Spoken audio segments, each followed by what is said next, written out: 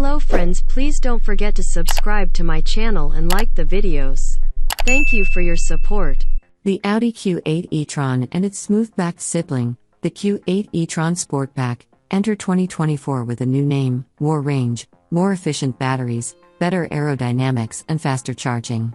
The mechanical changes address customer concerns about range and performance, while the name change, from just plain e-tron to Q8 e-tron, is to give buyers a better sense of where the big two-row SUV sits in the brand's lineup of EV and ICE offerings.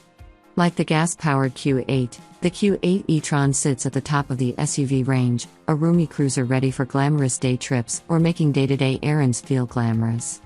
The base model starts at $75,595, and the Sportback Launch Edition we drove, with the dark chrome S-line trim, orange piped leather interior, and prestige trim features, rings in at $95,395 with options.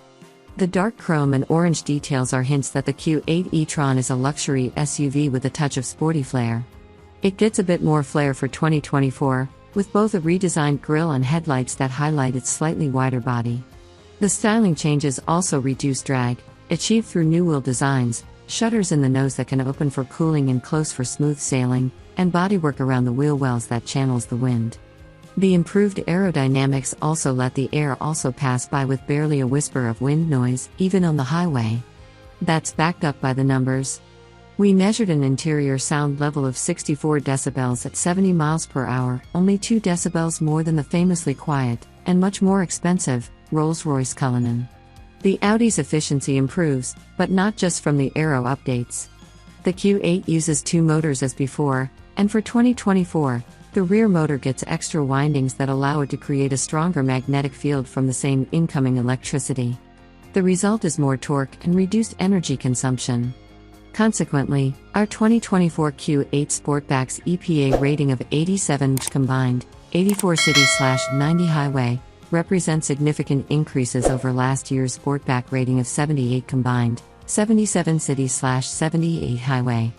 We were unable to conduct our steady-state 75-mile-per-hour highway test, but our test sample averaged 69 in more aggressive circumstances. Couple the wind cheating and efficient motors with the Q8's higher capacity battery, 106.0 kilowatt-hours compared with the outgoing 86.5 kilowatt-hour pack, and it adds up to a significant increase in range.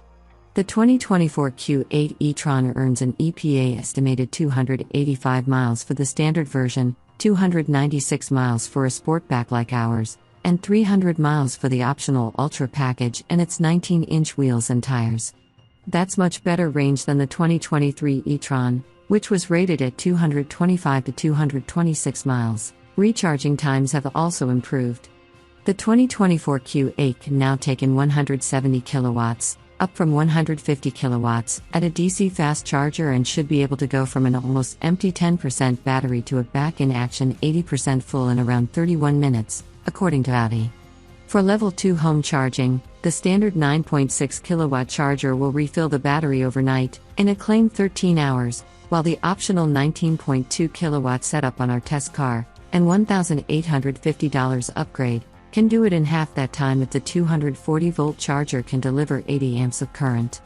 Even if you're not set up to take full advantage, the option also adds a convenient second 240-volt charge port on the passenger's side for flexibility.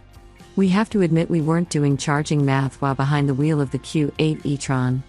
In fact, we were somewhat startled to look down after a glorious run through the dappled light of a Northern California redwood forest, and realize we had about 40 miles of range left.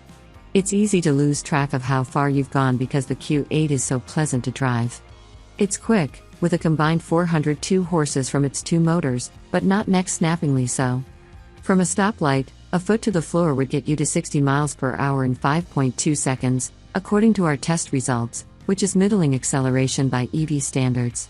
And yet it strikes us as just the right amount of power for an SUV of this size, not so fast that you're backing off in a panic if you get a little heavy shoed, but plenty torquey enough to power out of curves and confidently merge into fast-moving traffic. A zip from 50 miles per hour to 70 miles per hour won't take more than 3 seconds, so you'll easily leave slower traffic in the rearview. Changes to the Q8 e-tron's steering and suspension improve the driving experience. A quicker ratio of 14.6 to 1 instead of the previous 15.8 to 1 results in a more responsive wheel.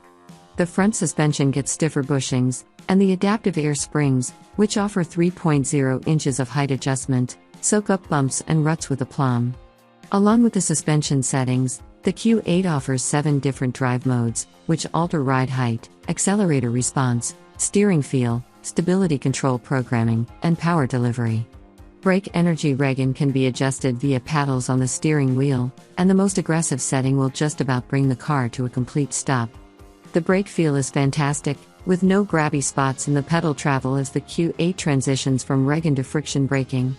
On the test track, the Q8 came to a halt from 70 miles per hour at 163 feet, without a hint of brake fade. As is often the case on California's Highway 1, we had to stop several times due to road construction. In the Q8 e-tron Prestige, with its massaging seats, the delay afforded the opportunity to kick back and admire the drifting coastal fog as it floated gently over the panoramic glass roof. Well, during the second stop, we were able to do this. The first was spent delving through the extensive menus and the 10.1-inch upper display screen to figure out how to turn off the various lane-keeping beeps. For the record, it's in both the settings menu and on the end of the turn signal stalk. The Q8 is screen-heavy, with a second display for climate controls below the main infotainment screen.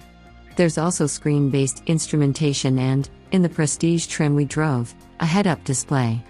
The Q8's interior is much like the exterior, with a design that could be more radical but certainly won't upset anyone.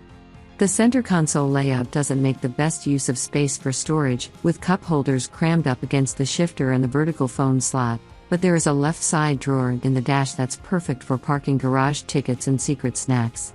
Human space is excellent, the seats are comfortable both front and rear, even in the sloped roof Sportback.